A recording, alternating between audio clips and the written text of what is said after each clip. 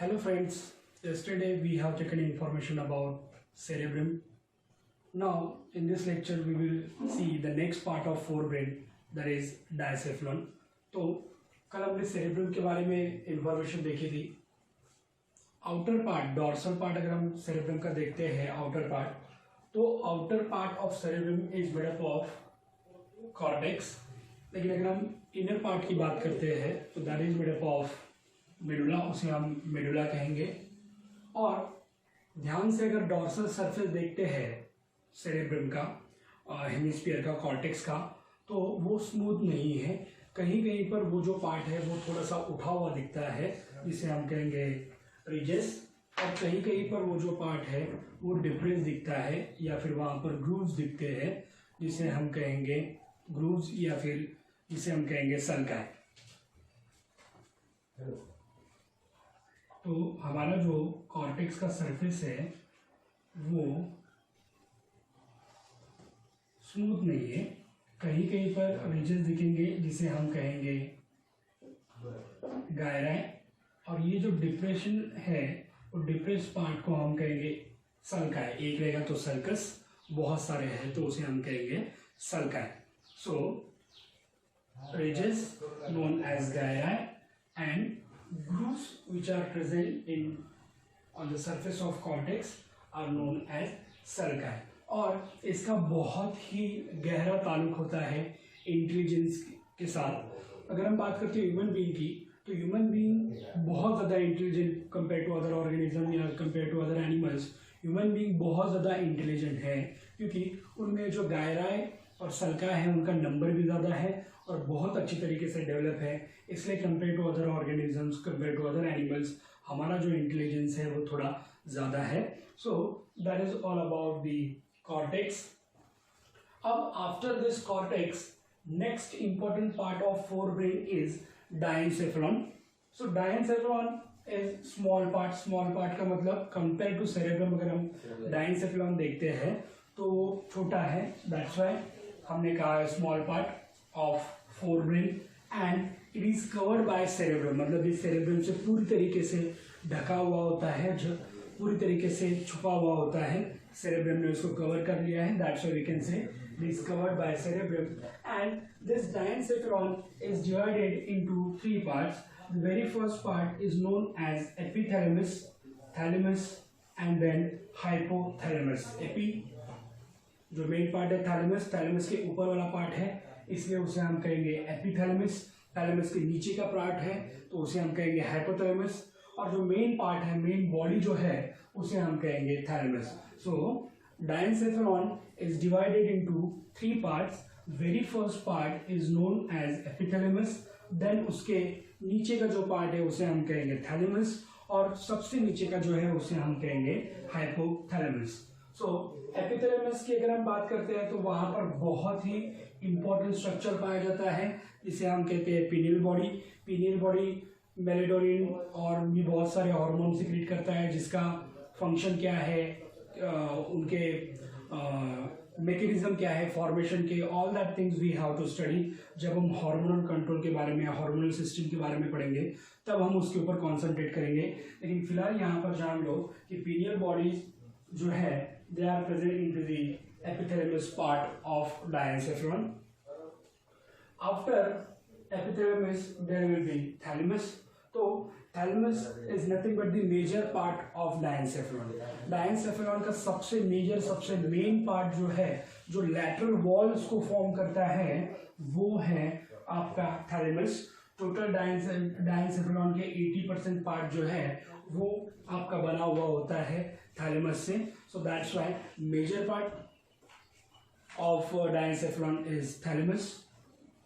अब ये जो थैलेमस है उसका फंक्शन क्या है, तो it act as a relay centre. Relay centre मतलब जो इम्पल्सेस है, हमारे जितने भी सेंसरी ऑर्गन्स है, उस सेंसरी ऑर्गन्स के जो इम्पल्सेस है उनको रिसीव करना, और वो रिसीव करने के बाद सेरेब्रम तक भेजने का जो काम है वो यहाँ से होता है.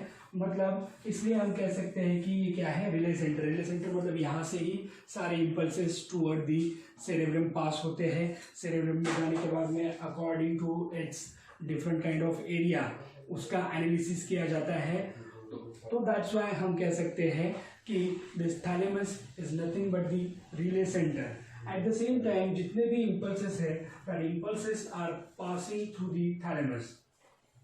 और आफ्टर थैलेमस जो नेक्स्ट इंपॉर्टेंट पार्ट है उसे हम कहेंगे हाइपोथैलेमस।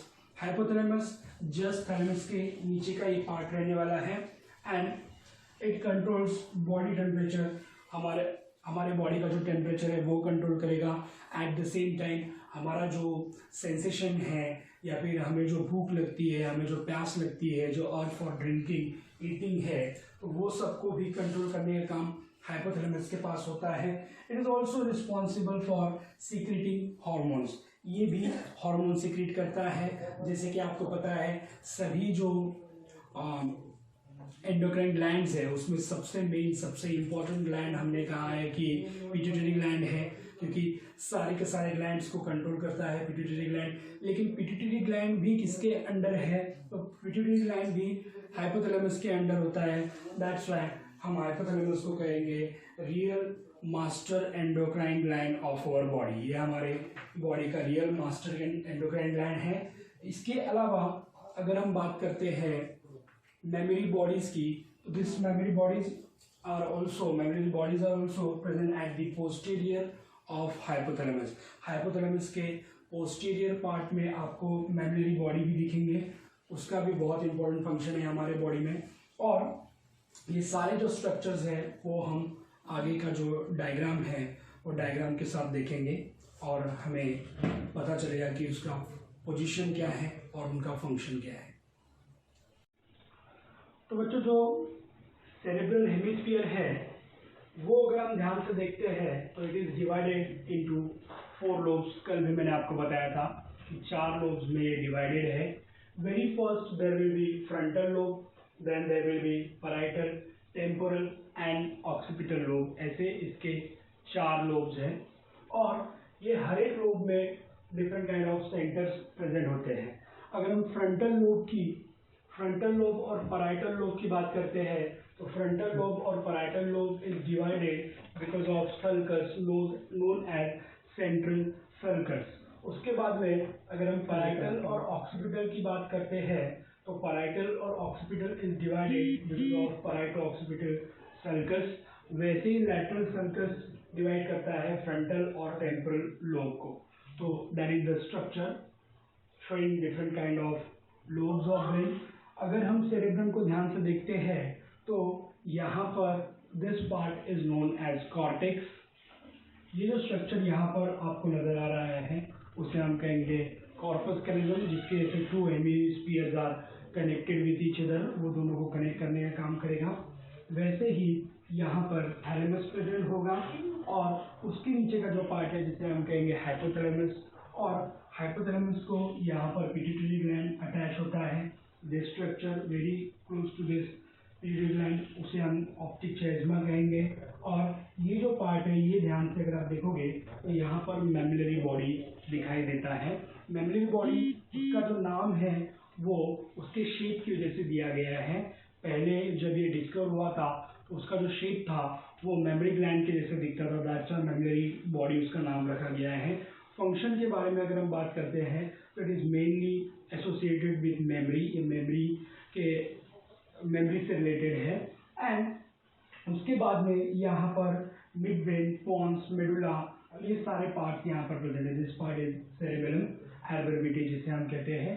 तो ये सारा स्ट्रक्चर प्रेजेंट है और यही स्ट्रक्चर को पकड़ते हुए या फिर यही स्ट्रक्चर्स को ध्यान में रखते हुए आगे का पार्ट हमें पढ़ना है। कल के लेक्चर में हमने सेरेब्रम पढ़ा, फिर आज हमने डायनसेफेलॉन के बारे में इंफॉर्मेशन लिया है और उसके बाद में अब हमें नेक्स्ट पार्ट पढ़ना है, that is mid brain. So forebrain यहाँ पर हमने कंप्लीट किया है। देखिए फोरब्रेन में जो हमने ऑल्फैक्टरी लोब्स के बारे में इंफॉर्मेशन ली है, सेरेब्रम के बारे में इंफॉर्मेशन ली है और आज हमने डायनसेफेलॉन के बारे में भी इंफॉर्मेशन ली है। तो ये पार्ट खत्म हो गया। That means we have completed the forebrain. और फोरब्रेन के बाद में हमें जाना है मिड ब्रेन के पास। तो मिड ब्रेन को हम कहेंगे mesencephalon. Mesencephalon is made up of 2 important structures.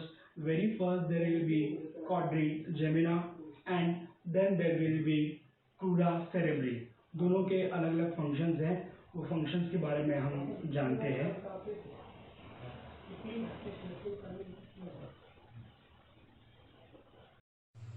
So बच्चों, as I told you, midbrain, that is mesencephalon, is made up of two important parts।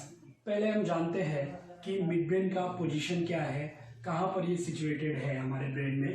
तो पोजीशन अगर हम देखते हैं तो midbrain is present in between thalamus, hypothalamus and pons. Previous lecture में हमने उसका डायग्राम भी देखा था। तो वो जो थैलेमस, हाइपोथैलेमस और पॉन्स है, उनके बीच में मिडब्रेन सिचुएटेड होता है।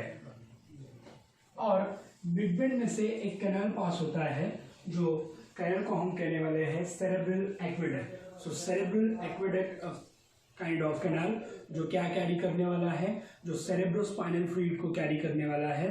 So to carry the cerebrospinal fluid there is a canal known as cerebral aqueduct is also present in midbrain। तो बेसिकली अगर हम बात करते हैं पार्ट्स की, तो midbrain is made up of two parts। Very first part is known as corpora quadrigemina and this is again made up of four lobes, two superior lobes and two inferior lobes। वो lobes को ही हम कह सकते हैं colliculi। तो superior colliculi and inferior colliculi. Superior colliculi का function होता है moment of head in response to light. Light के मुताबिक हमारे हेड का मोमेंट करना, वो जो फंक्शन है that is control by superior colliculi. At the same time sound के हिसाब से हमारे जो हेड का मोमेंट है उसको कंट्रोल करने के लिए यहाँ पर इंफीरियर कॉर्डिकुलाई होता है। तो ये दोनों structure, that means superior colliculi, inferior colliculi, ये दोनों मिलकर जो स्ट्रक्चर बन रहा है उसे हम कहेंगे corpora quadrigemina. After that there will be important part known as crura cerebri. This part is also very important part of midbrain. और ये जो क्रूरा सेरेब्री है जो डायग्राम में दिख रहा है, that is responsible for controlling the muscle action या फिर functions of muscles of limbs. हमारे जो लिम्स है वो लिम्स के मसल्स के फंक्शन को कंट्रोल करने के लिए ये पार्ट इंपॉर्टेंट होता है। अब अगर हम पोजीशन देखते हैं तो जैसे कि नाम में ही पता चल रहा है मिड ब्रेन। मिड ब्रेन मतलब ये फोर ब्रेन और राइट ब्रेन के बीच में रहने वाला है, दैट्स व्हाई हमने उसे मिड ब्रेन कहा है। तो being a mid in position it act as a mediator. Act as a mediator का मतलब क्या है कि जो भी इम्पल्सेस फ्रॉम बॉडी पार्ट्स या फिर फ्रॉम हाइंड ब्रेन से फोर ब्रेन के पास लेकर जाने हैं, या फिर जो भी impulses from fore brain to hind brain लेकर जाने हैं, तो वो पास होने वाले हैं थ्रू दी मिड ब्रेन। तो it act as a mediator, मतलब एक प्रकार से हम कह सकते हैं कि जितने भी इम्पल्सेस हैं वो fore brain to hind brain and vice and versa, that means hindbrain to forebrain अगर हमें कैरी करने हैं तो वो कहाँ से जाने वाले हैं, मिड ब्रेन के थ्रू जाने वाले हैं। तो ये सारी चीज़ें होती है मिड ब्रेन के बारे में। तो हमने फोर ब्रेन कंप्लीट कर लिया है, मिड ब्रेन कंप्लीट कर लिया है। अब इसके बाद में हम नेक्स्ट वीडियो में देखेंगे डिटेल में अबाउट द हाइंड ब्रेन।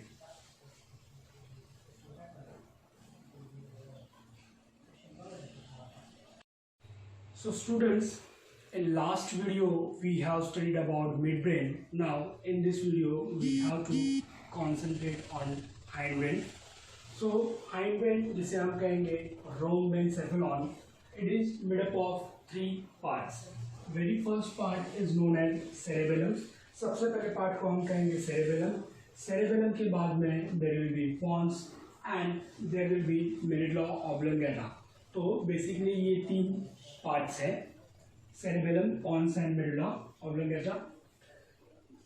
अगर हम बात करते हैं सेरेबेलम की, तो cerebellum is nothing but the second largest part of the brain. अगर हम टोटल ब्रेन के कंपेयर में देखते हैं तो 11% part is made up of cerebellum. और जैसे बहुत से बच्चे कंफ्यूज रहते हैं सेरेब्रम और सेरेबेलम में, लेकिन यहाँ पर एक चीज़ याद रखनी है, cerebrum is a part of fore brain. और अब हम बात कर रहे हैं सेरेबेलम की। जैसे cerebellum was divided into the lobes, तो वैसे यहाँ पर ये भी डिवाइडेड होता है। तो cerebellum is also divided into lobes, 3 lobes are there. And then अगर हम बात करते हैं सेरेबेलम की फंक्शन की, तो हमारी जो मस्कुलर एक्टिविटीज है उसको कोऑर्डिनेट करने का काम सेरेबेलम करने वाला है। हमारे बॉडी पोस्चर को मेंटेन करने का काम भी सेरेबेलम करता है। जो ड्रंकर्स होते हैं, अगर किसी ने अल्कोहल कंज्यूम किया है तो आप उन्हें देखते हो कि they will not be able to walk in proper way. उनका बॉडी के ऊपर कंट्रोल नहीं होता है, वो यहाँ जाते हैं वहाँ जाते हैं और बाद में फिर गटर में जाते हैं।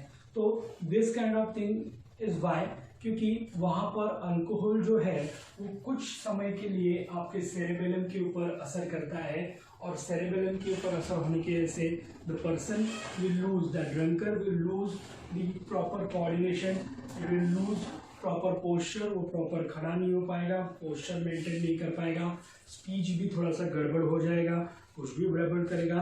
तो ये सारी चीज़ों से ये पता चलता है कि सेरेबेलम जो है that is responsible for maintaining the muscular activities, coordinating the muscular activities, eight the same time हमारी बॉडी का जो पोस्चर है उसको मेंटेन करने का भी काम सेरेबेलम करने वाला है।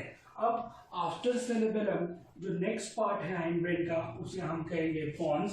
That is it is nothing but the band of nerve fibres, और ये क्या करता है, ये फॉर्म करता है bridge in between two cerebral hemisphere, two cerebellar hemisphere के बीच में ब्रिज बनाने का काम पॉन्स करने वाला है। इसकी भी एक्टिविटीज के बारे में अगर हम देखते हैं तो it helps in the activities of I and year, दोनों की एक्टिविटीज को कंट्रोल करेगा। रेगुलेशन ऑफ रेस्पिरेशन का जो प्रोसेस है उसे भी मेंटेन करने का काम पॉन्स करने वाला है। आफ्टर पॉन्स जो नेक्स्ट पार्ट आता है उसे हम कहेंगे medulla oblongata, that is posterior and lower most part, and it will further extend into the spinal cord. आगे जाकर वो एक्सटेंड होने वाला है स्पाइनल कॉर्ड के अंदर, और जो हमारे स्कल के थ्रू जो ओपनिंग है एंड पार्ट में फोरामेन मैग्नम, उसके थ्रू ये बाहर निकलेगा स्कल से, और now it will continue into the spinal cord, वो जाकर कंटिन्यू होने वाला है स्पाइनल कॉर्ड में। बहुत सी जो वाइटल एक्टिविटीज़ है, जो इम्पोर्टेंट एक्टिविटीज़ हैं हमारे बॉडी की, फॉर एग्जांपल ब्रीदिंग है, सर्कुलेशन है, देन सलाइवेशन है, वॉमिटिंग है, तो ये सारे फंक्शंस को कंट्रोल करने के लिए मेडुला ऑब्लिंगेटा होता है। तो ये फंक्शन से आप कह सकते हो कि काफ़ी इम्पोर्टेंट पार्ट है। कभी कभी हम देखते हैं, कभी कभी हम सुनते हैं कि कोई पर्सन नहाते नहाते फिसल गया, बाथरूम के अंदर गिर गया और डेथ हो गया। तो ऐसे कंडीशन में क्या होता है, sudden injury to the medulla oblongata अगर होता है तो पर्सन का डेथ भी हो सकता है, क्योंकि ये सारे सर्कुलेशन, सलाइवेशन, देन उसके बाद में ब्रीदिंग, ये सारे इंपॉर्टेंट फंक्शंस को वो कंट्रोल कर रहा है। सो दैट्स व्हाई हाइंड ब्रेन का जो एंड पार्ट है उसे हम कहेंगे मेडुला ऑब्लिंगेटा। तो बच्चों, hind brain is divided into 3 parts, cerebellum, pons and medulla oblongata. Cerebellum के बारे में हमने इंफॉर्मेशन देखी है, पॉन्स के बारे में इंफॉर्मेशन देखी है, और हमने यहाँ पर मेडुला ऑब्लिंगेटा के बारे में भी इंफॉर्मेशन देखी है। मतलब यहाँ पर आज हमने कंप्लीट कर दिया है आपका brain part. In next video we will concentrate on spinal cord. At the same time एक छोटा सा पार्ट यहाँ पर बाकी है, ventricles of brain. Ventricles of brain, spinal cord, ये जो रिमेनिंग पार्ट है वो हम देखने वाले हैं नेक्स्ट वीडियो में।